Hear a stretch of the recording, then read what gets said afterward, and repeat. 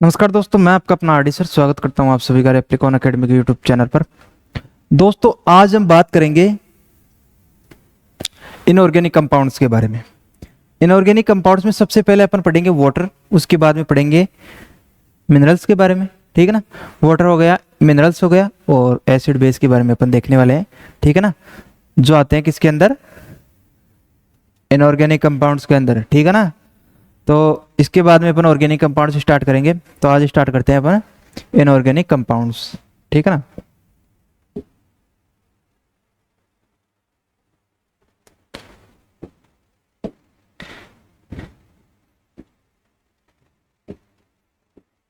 Inorganic compounds, इसमें सबसे पहला लिख लो आप वाटर के बारे में।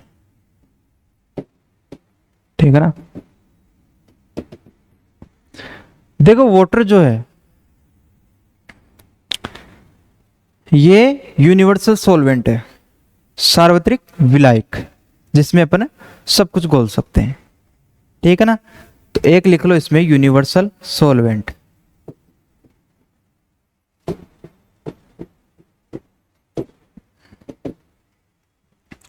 आगे इसमें बात करूं मैं, तो ये क्या करता है, पदार्थों का आयनीकरण करने का काम करता है। ठीक है। आयनीकरण से मतलब जो भी मटेरियल सेल के अंदर प्रेजेंट है, कंपाउंड जो प्रेजेंट है सेल के अंदर, उसको आयंस की फॉर्म में बदलने का काम कौन करता है, वाटर। ठीक है ना।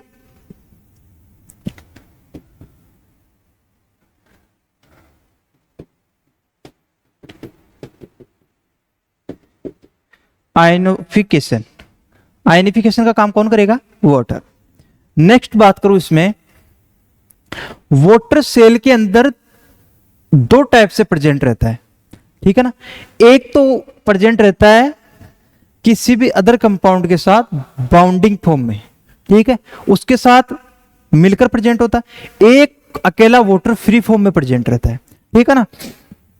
तो दो तरीके से ये सेल में प्रेजेंट रहता है। एक तो हो गया बाउंडिंग फॉर्म में, दूसरा हो गया फ्री।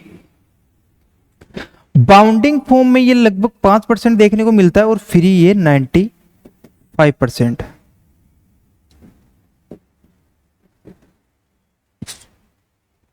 ठीक है ना। वाटर दो फॉर्म में प्रेजेंट रहता है। एक तो हो गया अपने पास फ्री फॉर्म में, दूसरा होता है अपने पास बाउंडिंग फॉर्म में, जो 5%, और फ्री फॉर्म में 95%।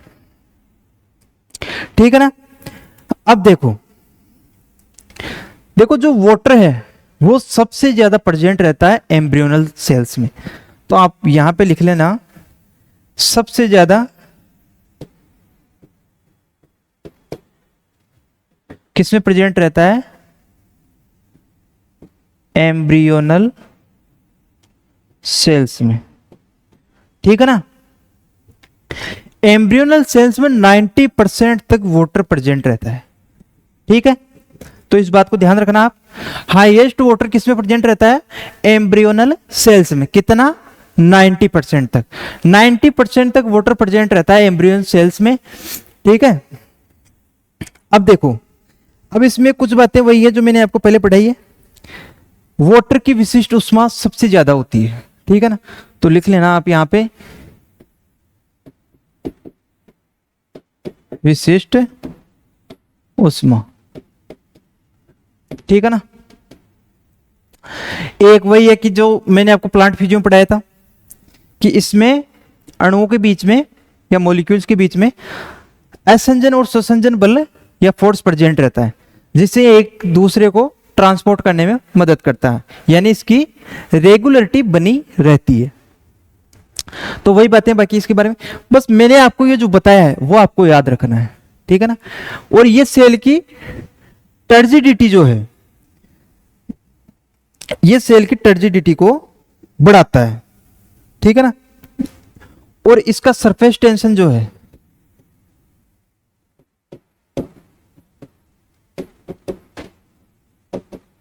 जिसको अपन पृष्ठ तनाव भी बोलते हैं, वो हाई रहता है, जिससे सेल की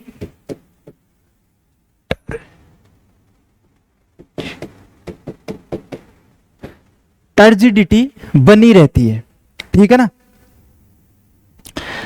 तो यह है वाटर के बारे में कुछ डिटेल्स। अब अपन बात करते हैं मिनरल्स के बारे में। वाटर की मैंने सारी डिटेल बताई, जो सेल में किस फॉर्म में प्रेजेंट रहता है, ठीक है, क्या क्या सेल को प्रोवाइड कराता है ये। अब अपन आगे देखेंगे मिनरल्स के बारे में, ठीक है ना। तो नेक्स्ट हेडिंग डालो आप, मिनरल्स।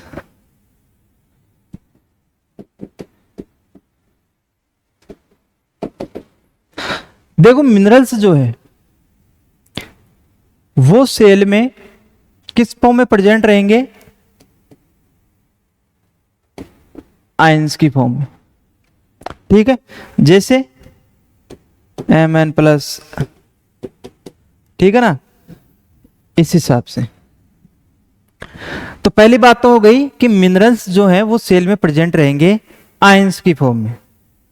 दूसरी बात में इसमें अगर बात करूं तो आयंस जो है वो क्या करते हैं, मैंने पिछली क्लास में भी आपको बताया था, ठीक है, ये कंडक्टिविटी, ठीक है, और स्टिमुलेशन का काम करते हैं। स्टिमुलेशन का मतलब उत्तेजनशीलता, और उत्तेजनशीलता का मतलब क्या है इस यहां से कि जो रिएक्शंस जो है, उत्तेजनशीलता को अपन स्टिमुलेशन बोल सकते हैं या इरिटेबिलिटी। ये क्या करते हैं, सेल्स जो हैं उनमें जो रिएक्शन होगी उनको स्टिमुलेट या इरिटेबलेट करने का काम करते हैं, ठीक है ना। तो दूसरा लिख लो इसमें,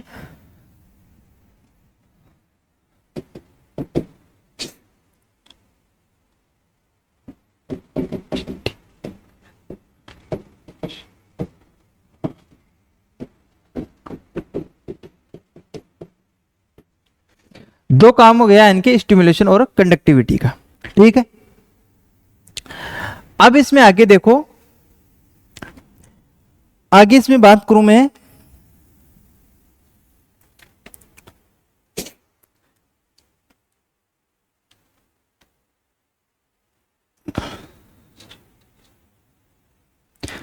ये जो साल्ट्स हैं ये फिजिकल और स्ट्रक्चरली दोनों काम करते हैं किसमें, सेल में। ये सेल की जो फिजिकल प्रॉपर्टीज है उसमें भी काम करेंगे, और जो सेल की स्ट्रक्चर है उसमें भी काम करेंगे, कौन, आयंस। और ये जो सेल में जो वाटर है, ठीक है ना, उसकी कंडक्टिविटी को बना के रखता है कौन, आयंस। अब अपन देखेंगे कि आयन कौन कौन से आयन क्या क्या काम करते हैं, ठीक है, जिसमें अपन देखते हैं सबसे पहले साल्ट लिंकेज के बारे में। साल्ट लिंकेज क्या होता है,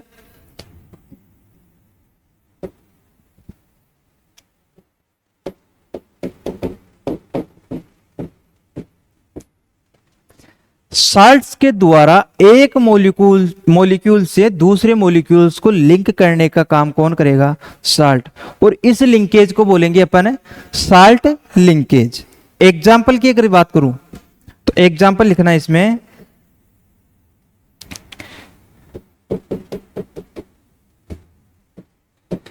मैग्नीशियम। मैग्नीशियम जो आयन है वो राइबोसोम्स की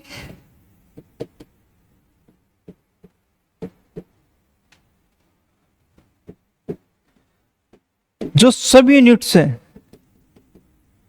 उनको लिंक करने का काम करता है, कौन, Mn+ आयन। इसके अलावा यह काम करता है डीएनए पैकेजिंग का।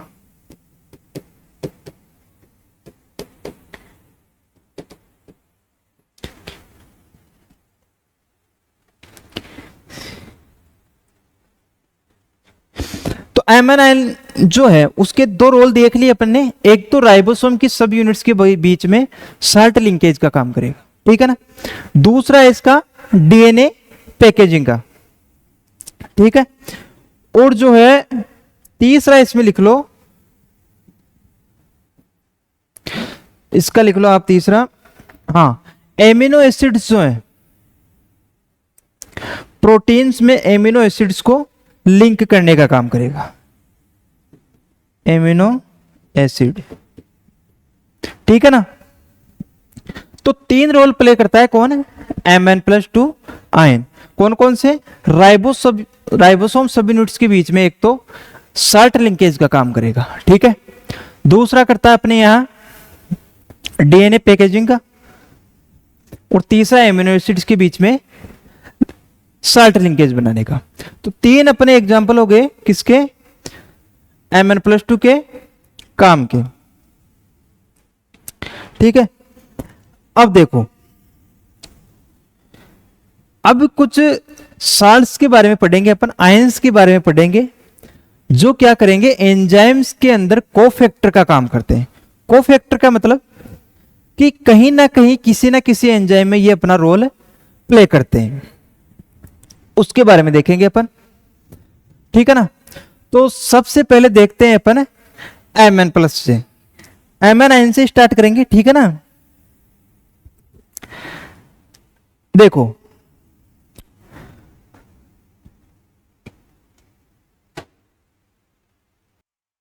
अब देखो, ये एक बार देखना आप, यहां पे Mg+2 करना, ठीक है ना, Mn+ की जगह Mg+2, कहीं आप कंफ्यूज मत हो जाना। अगला देखते हैं अपन, जो मैग्नीशियम है, मैग्नीशियम आयंस, वो कोफैक्टर का काम कहां कहां करेंगे। सबसे इसका फेमस एग्जांपल है क्लोरोफिल।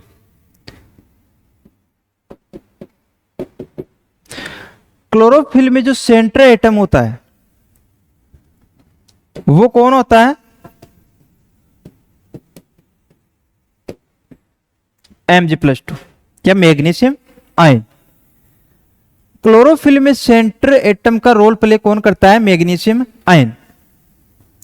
इसके अलावा इसमें रेस्पिरेटरी जो एंजाइम्स हैं,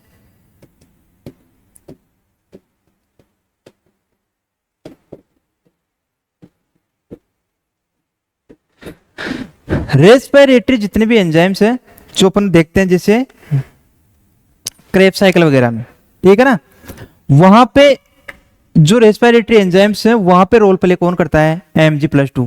क्या काम करेगा ये, एज ए कोफैक्टर। जैसे अपन ने देखा क्लोरोफिल के अंदर सेंट्रल एटम कौन का काम कौन करेगा, Mg+2। यहां पे लिख लेना आप क्लोरोफिल, ठीक है। इसमें आगे बात करूं मैं तो आयरन, आयरन का भी आपको याद होना चाहिए। देखो, आयरन जो है वो सेंट्रल एटम का काम कहां किसमें करेगा, हीमोग्लोबिन में, ठीक है ना। इसकी अब डिटेल से जो स्ट्रक्चर है वो बाद में पढ़ेंगे। सेंट्रल एटम ऑफ हीमोग्लोबिन कौन होगा, आयरन, ठीक है ना। आयरन में इसके अलावा मैं बात करूं तो एकोटिनेज, एकोटिनेज, ठीक है ना। सेंट्रल एटम ऑफ हीमोग्लोबिन हो गया, एकोनिटेज हो गया। तीसरा इसमें लिख लो आप कैटालेज के बारे में, ठीक है। एक हो गया अपना कैटालेज। तो ये मैग्नीशियम और आयरन के बारे में अपन ने देख लिया। आगे देखते हैं अपन मोलिब्डेनम के बारे में। देखो, मोलिब्डेनम जो है वो भी बहुत इंपॉर्टेंट है। इसका भी फेमस एग्जांपल है नाइट्रोजनेज एंजाइम, जो नाइट्रोजन फिक्सेशन का काम है करता है। तो लिखना यहां पे नाइट्रोजनेज एंजाइम, ये आपको एजीटी याद करने हैं, ठीक है ना। मोलिब्डेनम जो आयन है वो कोफैक्टर में काम करता है, किसमें, नाइट्रोजनेज एंजाइम, जो काम करता है किसका, नाइट्रोजन फिक्सेशन का, ठीक है ना। इसके अलावा बात करूं मैं तो sodium potassium pump,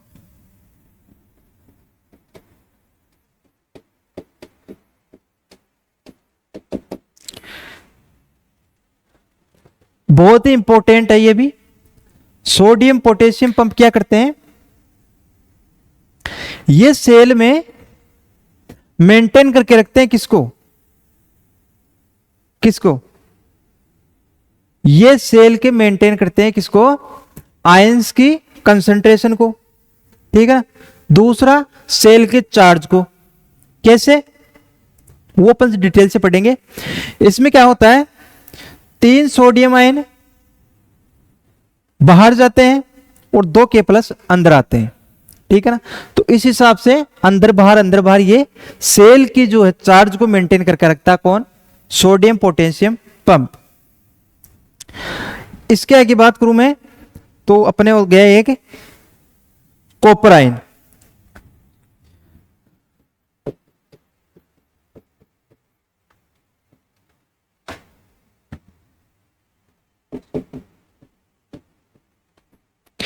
copper ion जो है वो टायरोसिनेज एंजाइम है, वहां पे कोफैक्टर का काम करेगा, ठीक है। और भी इसके सारे बहुत सारे एग्जांपल्स हैं, लेकिन आपको एज इट इज ये याद करने हैं, ठीक है ना। तो ये हो गया अपने आयंस के बारे में या मिनरल्स के बारे में। आगे इसमें देखते हैं अपन,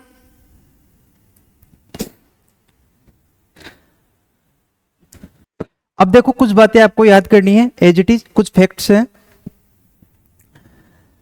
जीवित सेल या लिविंग सेल के अंदर सबसे ज्यादा अमाउंट में प्रेजेंट एलिमेंट कौन सा है, ऑक्सीजन, ठीक है ना।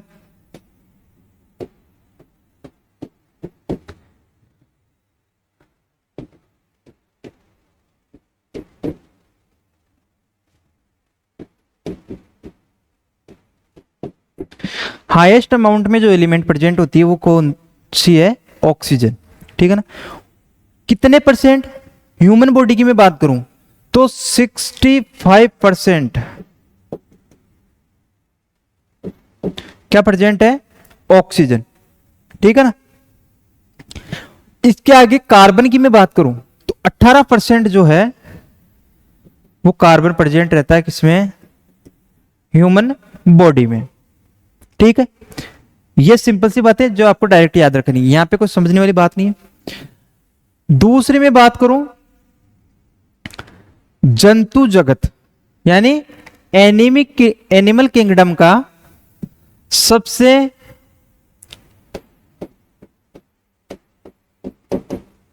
हार्डेस्ट या कठोरतम पदार्थ जो है वो है इनेमल, ठीक है ना। इनेमल जो है वो जंतु जगत का सबसे कठोरतम पदार्थ है।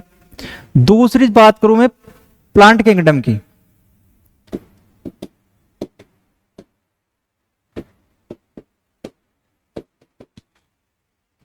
प्लांट किंगडम में सबसे कठोर पदार्थ जो है वो है स्पोरोपोलिनिन,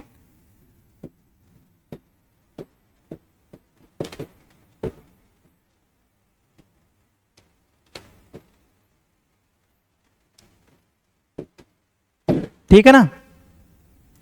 तो जंतु जगत में सबसे कठोर पदार्थ कौन सा हुआ, इनेमल, और पादप जगत में स्पोरोपोलिनिन, ठीक है।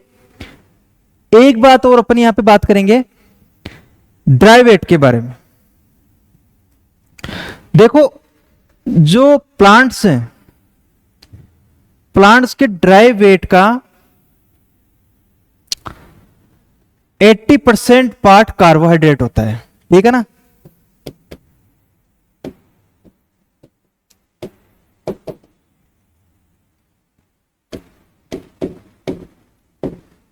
एट्टी परसेंट पार्ट किसका होता है, कार्बोहाइड्रेट का, ठीक है ना। वहीं एनिमल्स की बात करूं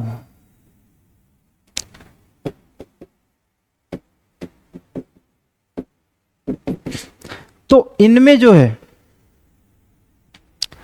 लगभग 70% ड्राई वेट का प्रोटीन प्रेजेंट होता है, ठीक है ना।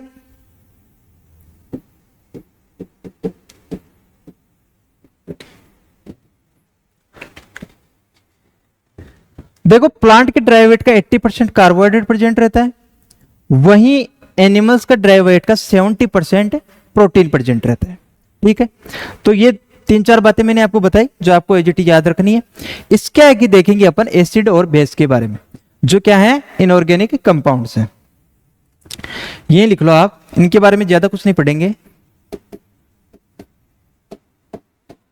देखो एसिड बेस करते क्या है, एसिड बेस जो है वो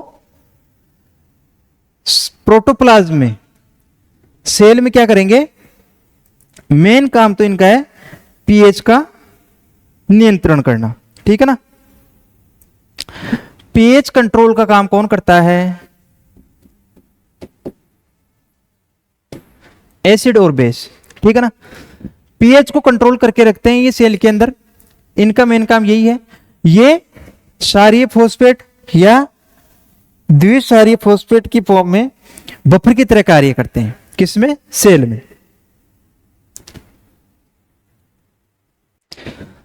तो ये इनऑर्गेनिक कंपाउंड्स के बारे में अपन ने पढ़ा। कल अपन ऑर्गेनिक स्टार्ट करेंगे, ऑर्गेनिक कंपाउंड्स क्या होते हैं। तो मिलते हैं कल एक नई क्लास के साथ। हंसते रहिए, खेलते रहिए, साथ में पढ़ते रहिए, और क्वेश्चन प्रैक्टिस भी बहुत जरूरी है, ठीक है ना।